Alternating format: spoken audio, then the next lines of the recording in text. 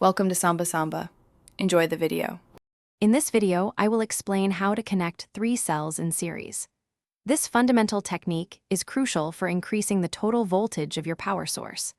Before we begin, it's important to understand that all cells should ideally have the same voltage and capacity to ensure balanced performance and longevity. Identifying the positive and negative terminals correctly is your first critical step for a successful connection. To connect your cells in series, take the negative terminal of your first cell and connect it directly to the positive terminal of your second cell. Next, connect the negative terminal of the second cell to the positive terminal of the third cell.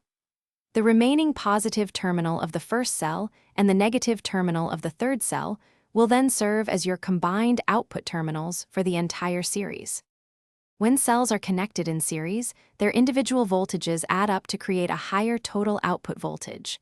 For example, if you are using 3 cells, each providing 1.5 volts, your total output will be 4.5 volts. However, it's important to remember that the current capacity, or amperage, of the entire series remains the same as that of a single cell. This configuration boosts voltage, not current. Safety is paramount when working with electrical components. Always wear insulated gloves and eye protection to prevent accidental shocks or short circuits.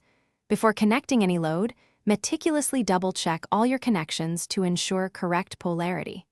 Avoiding short circuits is vital, as they can cause severe overheating and permanent damage to your cells. For rechargeable setups, consider integrating a battery management system for enhanced safety and optimal cell health. Thanks for watching. Consider subscribing if we helped you.